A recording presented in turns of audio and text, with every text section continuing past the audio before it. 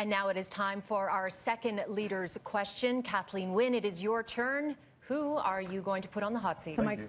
I was waiting for that. Well, Doug, you know, I think that the threat that you pose in terms of the cuts to the province it's really significant. So when you talk about 4% cut, what you're talking about sounds small, and you make it sound small, but you could cut 7,000 teachers in this province and find $1 billion. You could cut 13,000 nurses and find another $1.3 billion. So, you know, I guess my question to you is, why would you do that? Why would you put all those jobs at risk? One economist has said 75,000 jobs. Why would you do that and do it in order to give the richest people in the province a tax cut? Why? How do you justify all of those jobs and all of those people for a tax cut for the richest people in the province? Oh, Kathleen, you know that's disingenuous what you just said, because when I talk to the teachers, all they talk is about, hey, you don't listen to them. And when I talk to the nurses and doctors, they're constantly telling me how you've beaten them down for the last 6 years, that you're ignoring them. Matter of fact, when it comes to teachers, I'm going to have a group of teachers actually help us with the curriculum. When it comes to doctor and healthcare, I'm going to have a group of doctors, which we have already, headed up by Dr. Ruben Devlin, former CEO of Humber River Hospital. We'll have other doctors throughout this province to actually tell us how to run a more efficient healthcare system. You have a bunch of politicians that don't have a clue about teaching and don't have a clue about healthcare. So, Doug, my question was, how can you justify cutting thousands and thousands of jobs? Because have you had that conversation when you talk to the nurses? No, we're going to cut 13,000. That's time. We're now going to start. We're now going to start our 3 minutes of open debate. Well, Kathleen, it's very simple. Okay, you've put this province in debt, the largest debt in the world, subnational debt in the entire world. You have set a world record. If you want to talk about policies, you have the highest gas tax, you have the highest hydro rates, you have the most indebted region in the entire world. You have the longest hospital wait times. You have more scandals and political corruption than any government in history. But Doug, let's talk about what's true. You can take the first 5 pages out of the Guinness World Book of Records. You've set all the records. So, every single one of them. Well, let's talk about the truth. Let's talk about the truth. One at a time. I'll take one at a time. Let me ask you this, though. I want to ask you this. Yes. The other Conservative leaders, Mr. Hudak, Mr. Harris, they were very upfront about what their cuts were going to look like. Very upfront. They were honest about it. And I want to know, why don't you have the guts to tell people what your cuts are going to look like? What is in store for the people of Ontario?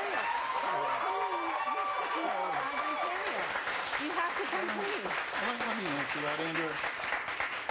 I'll answer that, Andrea. Unlike both of you, I've actually helped run a government, not by myself, because we had great people like Mike Dahlgren, a great budget chief, a great deputy mayor, Doug Haldy. So it wasn't just Rob Ford and Doug Ford. Services. But we found over $1 billion.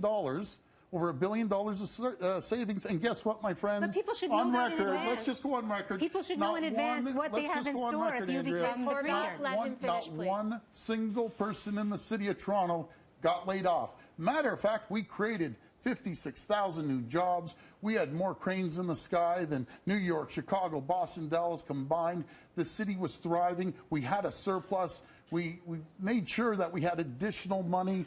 No one lost their jobs. So I can give all my teachers and nurses. Not one single person is getting laid off under our administration. You know, not one person. Ms. Horwath, I will let you respond.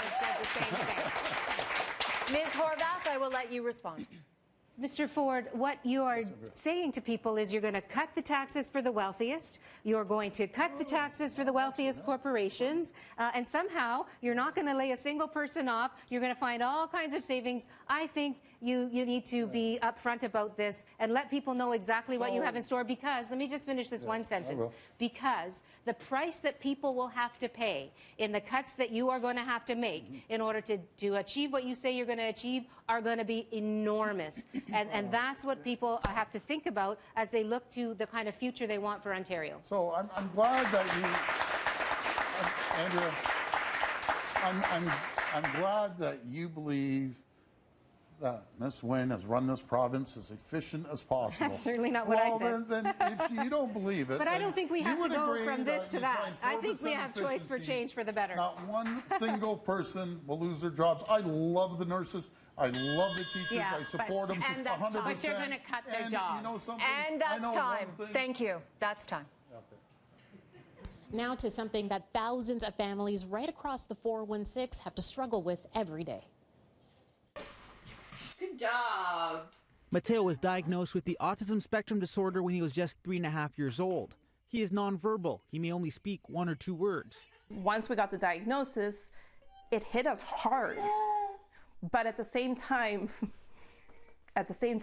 we were accepting it. We were fortunate because we were able to put him into therapy, and we had the support team to be able to do it financially. But a lot of people don't. And Daniela is here with us tonight. Daniela, what is your question for the leaders? We were forced to put our son Mateo into private school because of the lack of support available for him in the TDSB classroom. That lack of support causes disruptions in class time for students and teachers and puts the needs of children with autism on the back burner. What will you do to help kids like mine succeed in our schools? Ms. Wynne, you're up first. Yeah, thank you, and thank you so much for the question. I was actually at the Etobicoke Children's Center this morning at Silver Creek School, and we were talking with parents who are in the new autism program. I'm not sure when you had to put your son in the private school, but the system has changed over the last year and a half. There are more services in the community, and those services are better connected with the school. We announced this morning another $62 million on top of the $500 million that has been in place, and part of that is about direct funding to families to help them find the services that they need. We listen to families, we listen to their concerns, and we designed the program with them so that they would have access. So I hope that you'll have a chance to look at the new program because it is very different, and the parents I talked to today are finding the support that they need. Mr. Ford, you're up next. Well, I'm going to make sure that we have proper funding, proper resources, proper schools for any children with autism. We will be there to support you 1,000%. What I can tell you one thing, I promise you, you won't have to be protesting on the front of Queen's Park like you did with the Premier here. I remember those protests because you were cutting the funding, Kathleen. You weren't increasing it.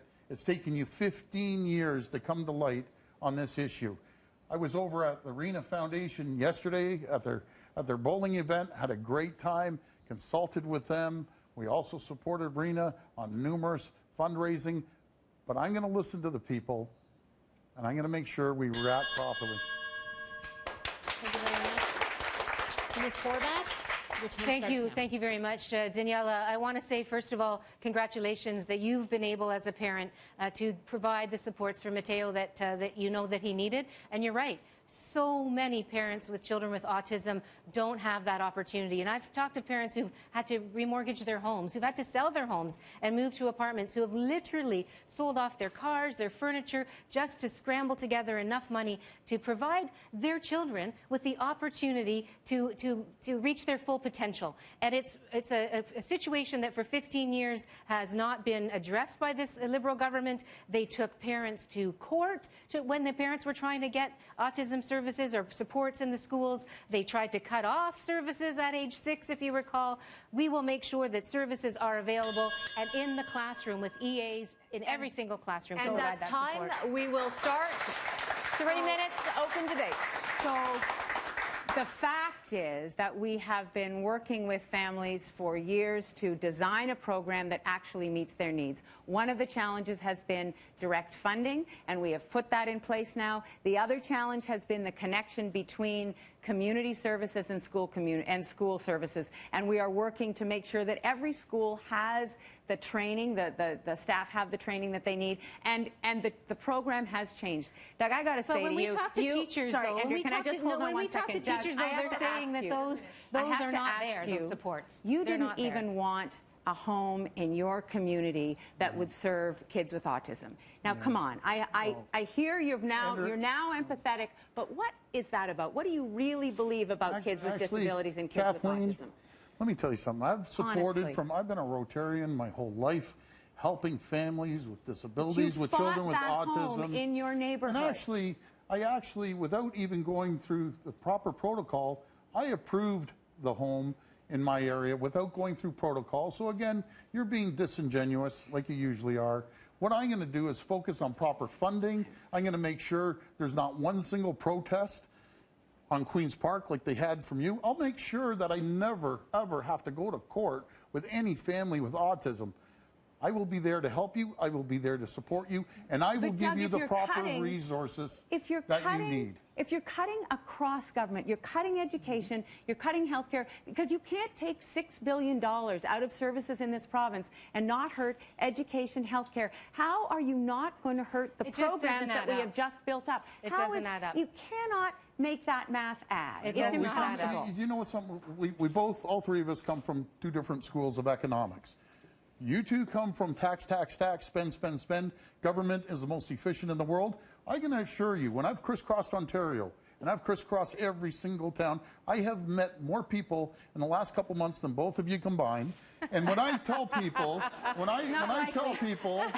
can tell you, well, actually I have, but when I tell people, my friends, we will find 4 cents on every dollar of efficiencies. You know the reaction? No matter if it's from Ottawa or Windsor or Kenora, they break out laughing. That's all you can find is 4 cents efficiencies. Those cuts are going to hurt people, they and know people will you've have to pay the mismanaged price. But you taxpayers' money. But Doug, you've With said all to your municipalities, scandals, you can add up the billions of dollars of your scandals. We'll save that money and put it, reallocate it into Doug, you said to municipalities. You said to municipalities when you were in Cornwall, you said to municipalities that, oh, sure, you'll keep funding infrastructure, but only if they cut services in their municipality. You know what? We don't have to go from bad to worse in this election. We don't have to go from bad to worse. You said they had to find efficiencies, meaning cuts. No, I didn't. You know something? What did you say then? What did you say? I said we're going to find efficiencies, and we will make sure that we go across the province. So we're going to cut provincially and municipally. And that's time. That's up to the municipality. That's Thank you. That is time. Now for a quick Twitter poll update. I'm sending it up to Francis D'Souza. And after the last round about policing, we asked you who had the best position on policing. 41% said Doug Ford, 35% said Andrea Horwath, 24% said Kathleen Wynne. 4,500 people voted in this poll. Again, it's not scientific, but just gauges some of the reaction to people who are watching this debate right now online. Let's go to our next poll here, which is that, we heard about commuting, we heard about transit. Is it Kathleen Wynne, Doug Ford, or Andrea Horwath? Who do you think will improve your daily commute? Let's make that poll active. It's active for 10 minutes. Vote now.